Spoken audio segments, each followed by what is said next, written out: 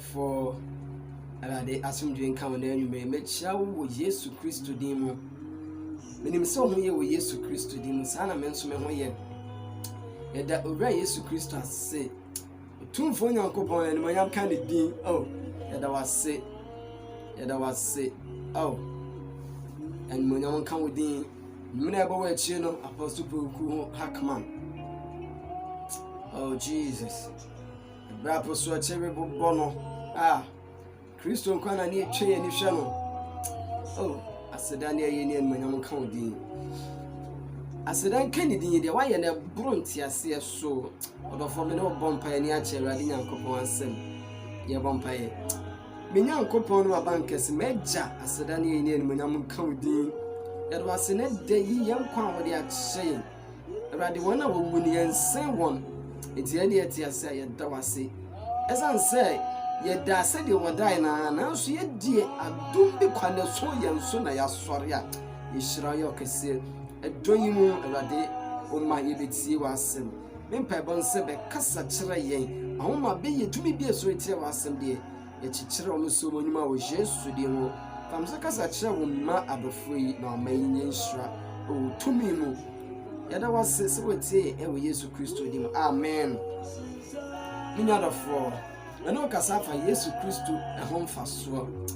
The importance of Jesus Christ.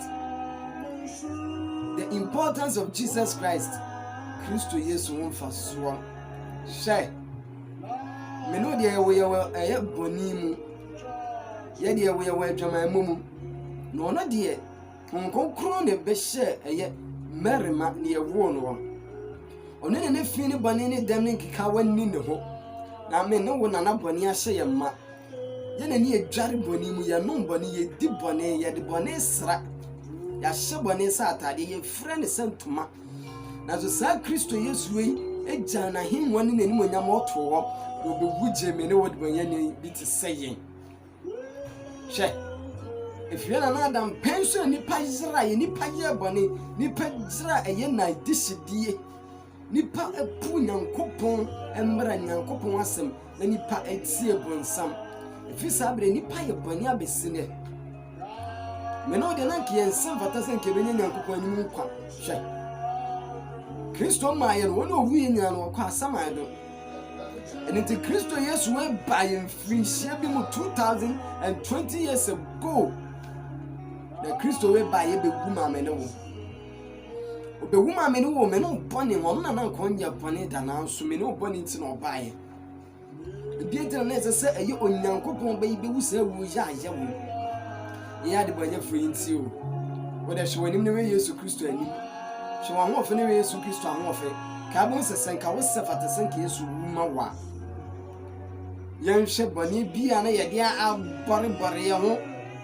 Yet the bonnet is a total can you date to say we deep jarry. Now, so yes, we one shut men away a bonnet so be woman. Mean out of war. It is send me way, or funny saying.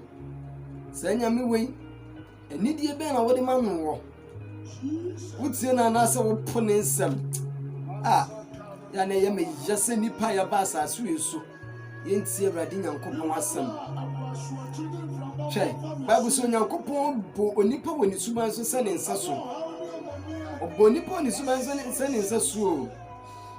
It's yet to sing a me. Now, so young ray, when ye young coupon to bonnet in one. The patch your bonny money and young coupon, no so ye ni pronounce one shed. The moon was sack. I said, Miss Mammy Obama, I'll be working the pa. We are yes, to mamma, and it was just a bit in the other day is when ye. I can cheer between the trees when you were papa by your mouth. And they say you bet puno, you better than your church sereno. It drew a year and needs dear man, ye day a chair my yesu. Ye nimono. So sorenya my neighbor to ya, near cassette Yesu Christo, a cassette in Uncle Pon, your very funeral. Me out of four. She the yesu aye. She or the or the other. Won't say radiate what it won't say radiate. Oh, sorry, won't to me, na yes was say. Oh, sorry, I know a pee.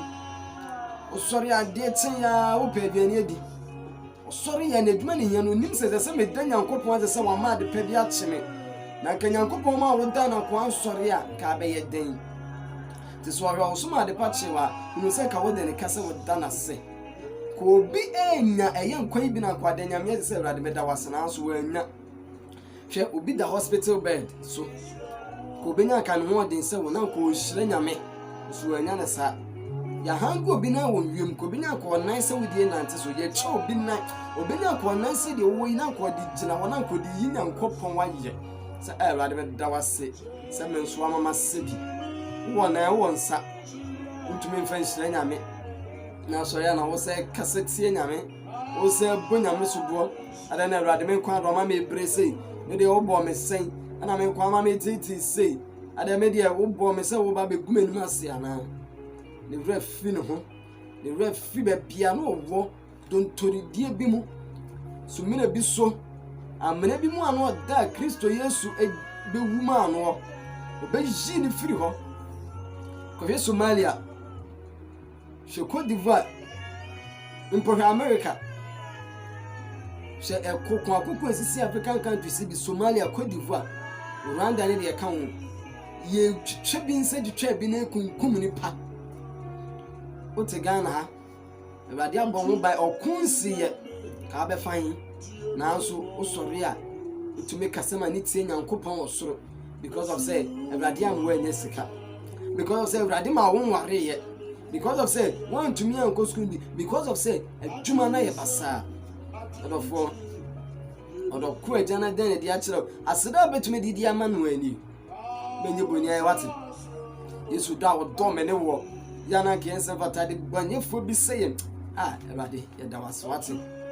ye de die ni efie de die ni ebusua de die ni yeye ehin ni ekoda ye awo boy wo ba men kwasim me se ko America ko Italy ko Spain nipa na ewu san wansana no coronavirus nti nipa ewu o te Ghana ha nose mask na po won hye on sample kura bi a won ho na so Awurade bo ho ba bi nto yare ni bi nyawo o so ria na wo se bo nyame so bo so na kase tie nyame de na Nyankopon nyawo se Nyankopon ma de o wi nyina na se woje won kwane fun sama enya dofo e de na wo be ye de na abeka nyebo ni ai da wate yana nanka ye sewuo no yana nanka sese ke buyen yana sese ke si abo no yana sese ke twa ye ma ye si Kristo abo empre dumiensa ye bo no empre dumiensa man honam nyina tete se de ye de sekai awuro bi honam egu fam mini wunti o na so ni nnamu na odaso di mayen ye bona senwie mu mini wunti so na odaso di mayen adofo hwe se Awurade ma wunya sika na wunya cars na ke Awurade eyi nani hunta wana senka adoma wanya onyame enu nka saadwe no efiri wonsa na nka wanya nka be yeden ke Awurade ma nya sika na nka ma wo ye yarefo ka be yeden ka diska nya be ho yare mate obin se twa onya bi de yi nyame ye wanya wonsa wonan oso afa nyame ase de adi osori a wuyi nyame boni aye obi ani afro oni ani na ode ehunade wai se sonsono pempem se ya oni ani so da bi ode Nyankopon se wo ma de pa che no ni freni wenda so se Awurade ebeye ne ho nsencheni empre hin na wo a wo ani wo a wo koba imu ntume kasa na so nyame mani chie de na wo dofo wo ye hwe ho hia hwe ni pa atwa ho hia hwe nyema wo hwe entade ni mpabo awo hwe emma wo aware bi ekura wo de na Awurade nyema wo obi apreso obeware wa ya wo ntumi Awurade di bi achew wo nyame boni aye ana wo de aware na wo pena wo nya nti eyo se nyame anya oyi hwe Job wo aware wa yire wo mba emma nso nanso obonefo bonsam soriti ya no ma do wonyina afiri ne nsa ne ire ne magya no ne nafofo nyina agya no ne mawu gya no ne fie ne bibie afiri ne nsa ne fuo nyina ahye ne ntwie ne muani nyina nyina ahye ne ko wuye nanso Job wanka se ntie Nyankopɔn da ɔka se Awurade nhyianka wo wona woma wona wogye minya dɔfo de na betumi aka che Yesu Yesu Kristo yi wayɛ bi o Yesu me de me show da wo de domia hwɛ de wayɛ ama wiase de wayɛ ama mene mabusu de wayɛ ama ɔman ga de wayɛ ama mpo wasafo a Awurade na ɛyɛ mani tie ma wa na me de bebre na me ho de menka so no ayi do bi nye bi da minya dɔfo menka ya kenkan sɛm na mfa so wo Yesu Kristo ho enti dɔfo yɛn mfa so a Kristo Yesu ɔde agye nipa ɔde abɛdum nipa ya na nke ense mfata mfa so a Yesu ama yɛnya ni wo ani asase we ya ɔba so yɛni kan kɔ Roman forma ɛyɛ tin yɛn sɛ mo do mi nsa Romans chapter 3 verse 23 to 20 5 ɔsɛ ebi sɛ wɔn nyinaa yɛ bɔne na Nyankopɔn ni mo nyama bo wɔn na ɔde n'adom nam ɔgye wɔ Yesu Kristo mu no nso bu wɔn benkwa no na nka yɛ bɔne sɛ de meka yɛ no na ka Nyankopɔn ni mo nyama bɔ yɛn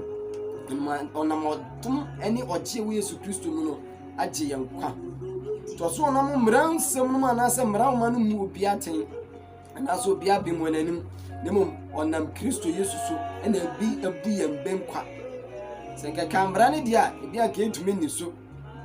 na to Kristo abase yenyini ni sɛ me ne Nyankopɔn ba na wagye yɛn kwa minya dɔfo Yesu ayɛ bi wate Yesu ayɛ bi etimitie ɛyɛ Reverend Michael Sebo so nua na me dem as awanwade be na Yesu Kristo ayɛ yi nsache ni be na Yesu Kristo ayɛ yi o mo se mano mo tojo mo mano ayɛ bi o Yesu osaye yo mo se mano mo tojo mo mano fi so ayɛ bi o Yesu osaye yi osuwaje mi afiri owo aminemu ene de odi me be si enkwa ni ewiye mu mo se mano mo tojo mo mano ayɛ bi o Yesu osaye yi Awurade ya na ema rehwo me show da Yesu di do nipa ntumi no Yesu bia na me ja dia Awurade ayama yen se wo boy ho ban wo ayɛ de ye mogya trompo de ye na yam won ma yen wuo ye ko won ma bibia ma boy nso anku yen ka bia ma boy wo bia ka yen amro bez bia nche yen ana dusum na wonamu na Awurade abofudu achi ebon ba de okoba nso ye tie nya me we yemfa na asem nya we ye yimboni aye asem o aka to on nipa ni so do so mpe na nipa yo asem mpe bone nso nipa se be bone asem e batie mensem na ma memra nsem ntena wakono nipa se ntumi senka wona ka Nyankopɔn na ka do de di se chire nipa na ka nipa poa na nipa mfa anya wi anka be ye den nyadofo na so Awurade da so do ye nje ye ase ono no Nyankopɔn de no esi wo se mpatade ni monjemu wa fa gidie so agye no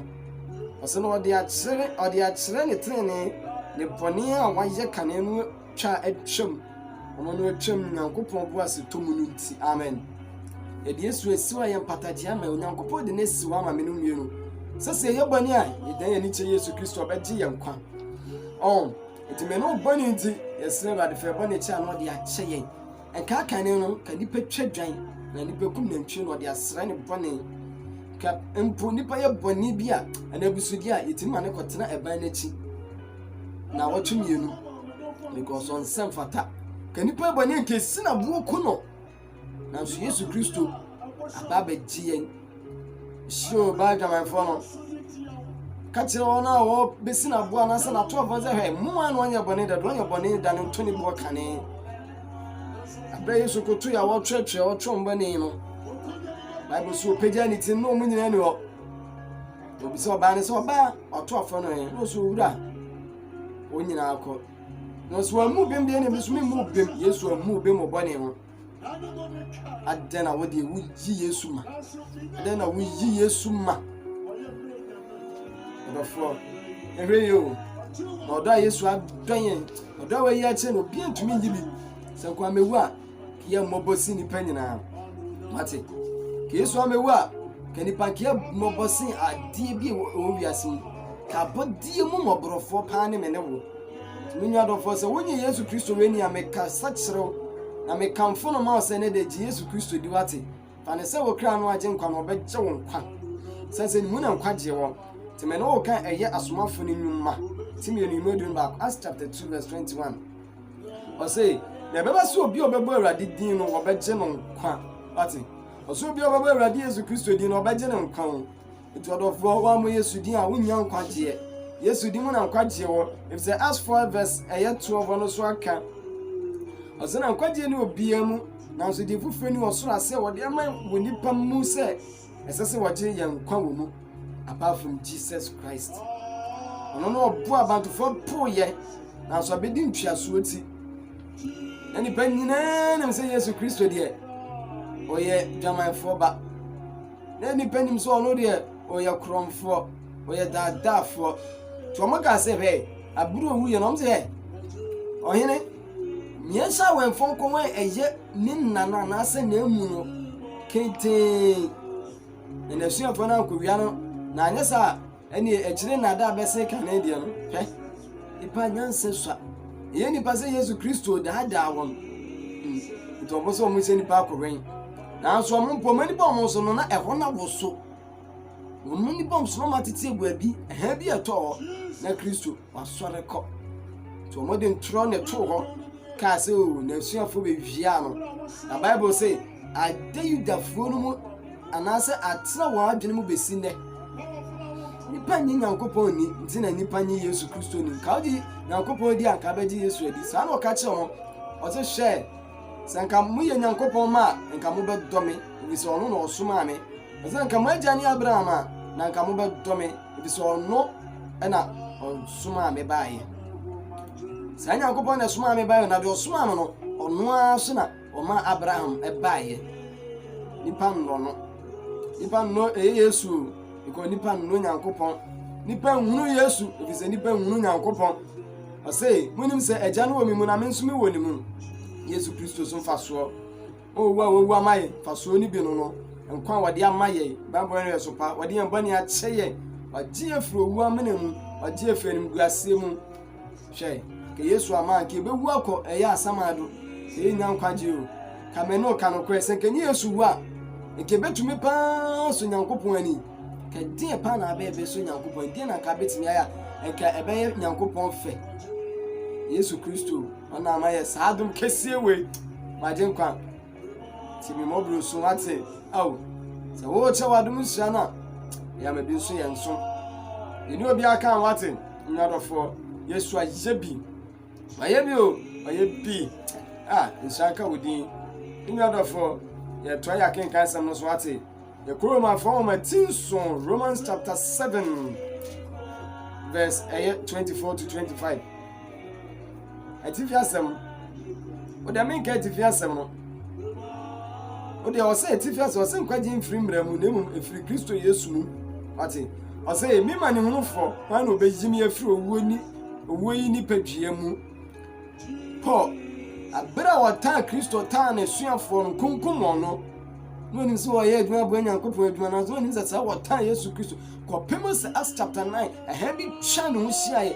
na ayire mu no ahane tolo so na wonuna di bi na ni fraye na Kristo kasa chenze so ade na wotame ase won ewro se mi Yesu Kristo a wotame no was ade ma so woto kafo kuma anu dade kotie wate na pon no se se na me sori tie Nyankopɔn ti po ani ba no so na Awurade Yesu Kristo ma na ko anani akọ ponchen na ni te na afi Paul etumi di Kristo wa danse wate Paul na ko tan Nyankopɔn adwuma seme no na ko sori tie Yesu Kristo seme no enso Paul Awurade de ne saka no ma wo sakyeraye na ade na wo de wo to ambe so besesa wa adwene na wo akoma de se Paul na ye chinji fo se Paul na wo tan Kristofo na se Kristo echidi fo ne se Paul she ona kwajelete se me kwachichi omaba afi Damascus ni nkronkro ni edomaba begu afiase ni kunkum Bible se ni Yesu Stefano abo no na Paul so sabre no de so na so gina ho na wono osi na abo ne de won tade kogu ne nan ase Paul de wan si na abo bi o na so no na na ehwe won tade so wona na ehwe ebi esi na abo ti abre bi okofe bi abaye kunkum no na Awurade mu se owo na adwuma ho modem mo eni ti na oche Paul no ate ntimi nye bibi ma Nyankopɔn de na ntimi ye ma Kristo ntimi nye hwe ma Awurade Yesu Kristo ntimi mmɔmɔden ma Nyankopɔn ntimi ni Kristo ho adanse mfasoɔ a Kristo wanya wɔ no so ɔgye ɔde agye wei ntimi ne no adanse nyadɔfo di Kristo ho adanse kya afoforo sanse Kristo adɔ wa ye bia ma ate nti ɔsemi ma ne ho fɔ wan obeyi mi afiri owu ni padua mu sɛ sidan fa yɛ Awurade Yesu Kristo so nka Onyankopɔn amen. Paul na kasa no Romans chapter 7 verse 24-25 ɔsɛ ni asidan fa yɛ Awurade Yesu Kristo so nka Nyankopɔn ɛdi so ɔno ano yɛ ma ne ho fɔ no ɛnam Yesu Kristo so afi ɔno so wade no ho abro hyɛ Yesu Kristo agye no nkwa nti Paul de ani die asum Awurade Nyankopɔn sɛde ɔpɛ ɔsɛ ni afɛ mia me de ma adwene me sum Nyankopɔn mbra ɔsɛ ma honam de me de sum bɔ ne mra ko no de ne honam sum bɔ ne mra ɛsɛ de na adwene na Kristo tim ne ho nkonkoro tim no ɔde sum Nyankopɔn sɛde Nyankopɔn pɛ wate dɔfo Yesu ayɛ bi ɔyɛ bi ama yo ɔyɛ bi nti yɛn hyɛ ne no nyam wɔ ni pɛdwam ate yɛn kɔ Romans 1 chapter 5 verse 8 mfaso a Kristo yenya wɔ no so ɔso ɔdɔ ɛdɛ Kristo wuo mu ɔse no Nyankopɔn yi ne ɔdɔ yɛn ho no kyerɛ efisɛ yɛda so yɛ ne bɔnyɛfo ne Kristo wu ma yɛn ɔdɔ ko a oyi kyerɛ yɛn to ɔse mo ɔdɔ ko agyan de adɔn sɛ yɛn frɛ Nyankopɔn ma na ampa yɛ Nyankopɔn ma amen ɔdɔ a Yesu Kristo de adɔ yɛn okay yɛkyi Yesu Kristo ne yɛsi na boɔ yɛbu no kan impre honam nyina tete yɛ no ɔdi ma yɛn no ɔdan ne do adi kyerɛ yɛn ko tumi sɛ ko agye no na so meni wonti Kristo anye no ho ka Kristo je no aka be de menu mienu ka nyan nke nye skampa to bi ne de abafore na so Kristo agye yɛn wate owura Yesu yɛda wase owura Yesu yɛda wase ayi obi nye bi da nyam ka odin yɛn ni bɔnyɛfo no Kristo wu ma yɛn sɛ Bible sɛ bi din so bi wu ama do in pattern ɔsɛ do in papa ne bi obi be simple so bi wu because why ne papa wu ma me so nsi wa na mu wu ma sa na wo papa wu ma wo nua wu ma wo kunu on wu ma ojiri wu ma na so Yesu Kristo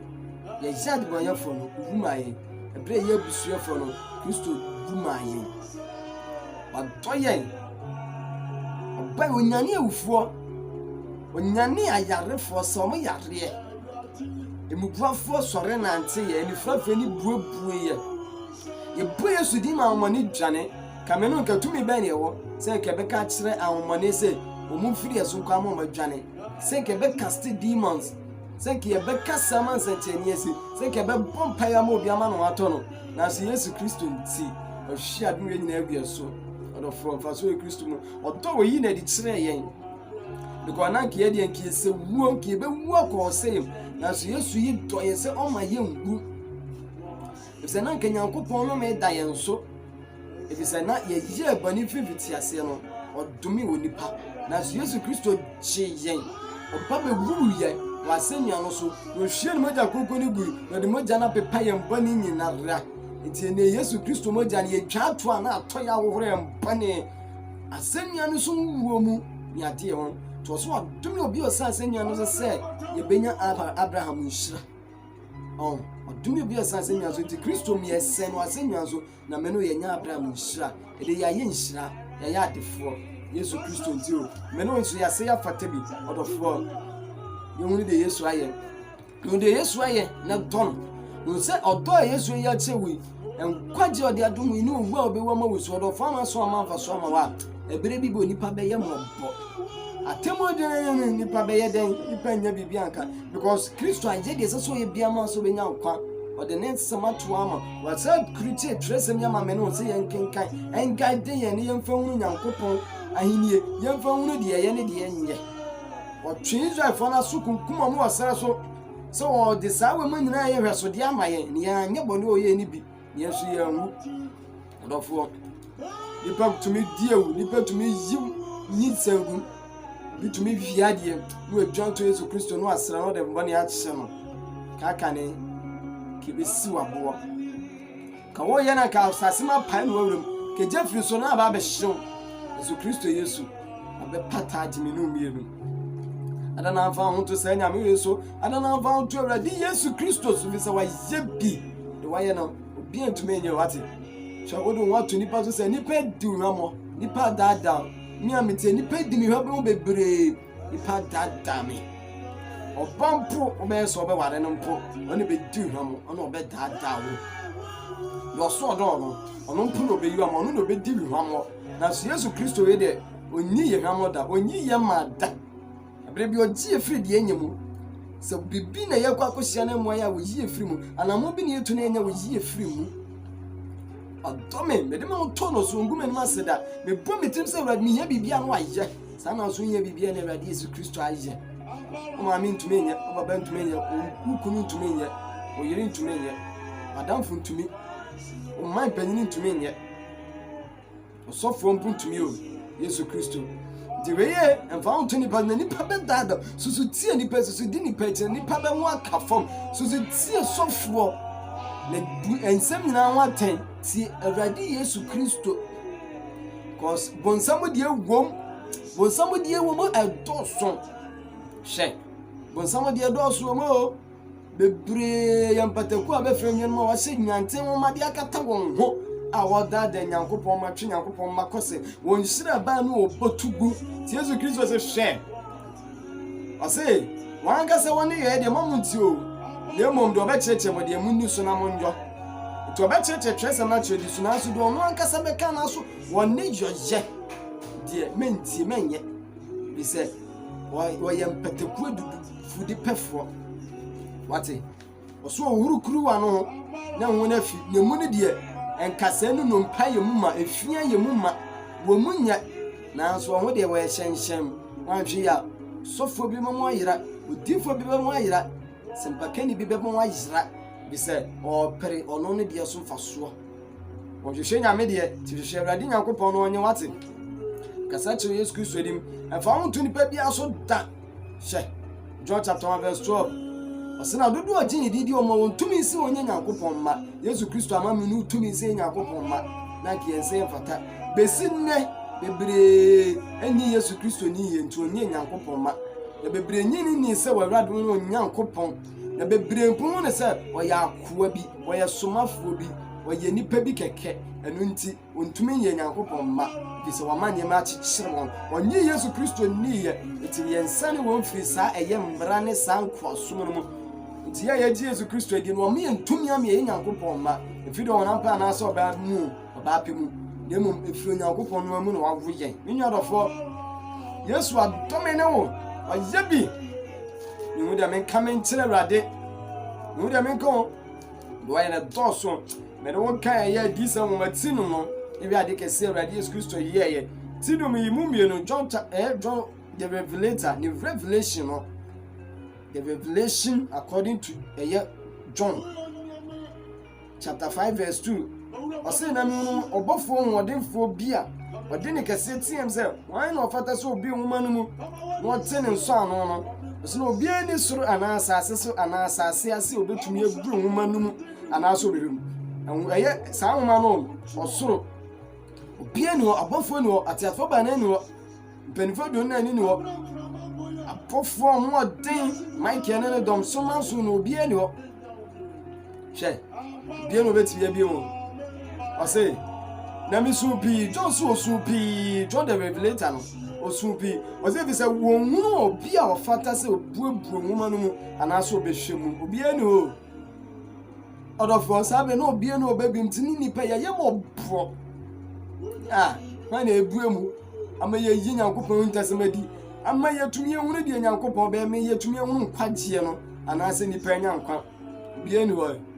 na ye hwe bibie wase na mpanifo no mu baako ka kire ne se insu hwe video abusu ko mu jata no David hini no adi nkonim se obebue nwuma no mu na watete no nso ano nso no amen. Oh hallelujah, praise the Lord. I say she ensu Juda busu ko mu jata no David hini no adi nkonim. Oh thank you Jesus. Se obebue nwuma no mu no watete no nso ano nso no odofo mani age David you know Jesus Christ ano kwa na no se fata se obuabu nwoma no mu atino so anonso no I say verse 6 na twa so nyankopon atwama one ne hwan Jesus Christ ono ai do bi nje bi da se mani gina mesra na me se fata se me mama ni gina mesre sanse one e wotumi aye saa de obi nje bi da I say na me hwe na hwan no ne atiasfo bana no ntem ni panifo no ntem no eduma bi gina wo ate se de woku no o menso ni eye ni nso eye nyankopon ahonwo nso a wasomo won kwa asase nyina so ose na oba beje nwoma no fidi oti anwa no so no ni famu na oje nwoma no atiasfo bana ni panifo du ni na no hwehwe ase adwama no anim ose won nyina ekura asempo ni sika mfamfa a ohwam aye no mama a eye awtifo mpipe no se na woto dofo fro se o fata se wo je nwoma no na bue ne nso ano no efise waku na wodi moja atoyen ama onyankopon afiri musua ne okasa ne nkrofo ne aman nyina mu na waye won ahemman ne asofo ama ye nyankopon na obedi asase so ahene da amen Eradi Yesu Kristo yeda wase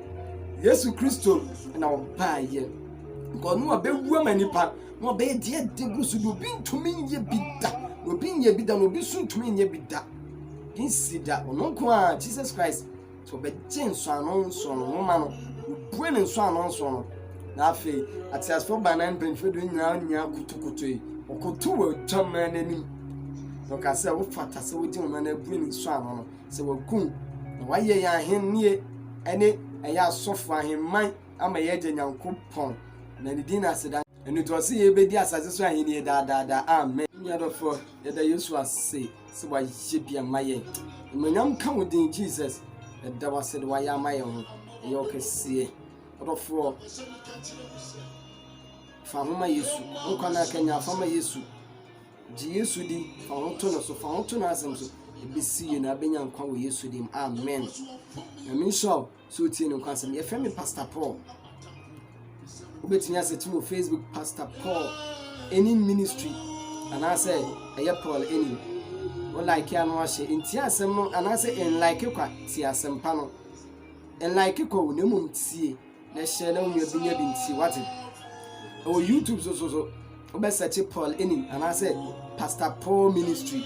o search ya no wa like no wa share no wa subscribe and also click notification bell no na for front so nya bi etie and I say abrebia dem be to bia wanya bi ahwe into like ya no subscribe no click notification bell na baby wanya bi etie why yammo aya sempe wo de wurudi obetumi say also e share na nko achichi na afofo nya bi nti we dey nyankopon on show mani say so tie no kwase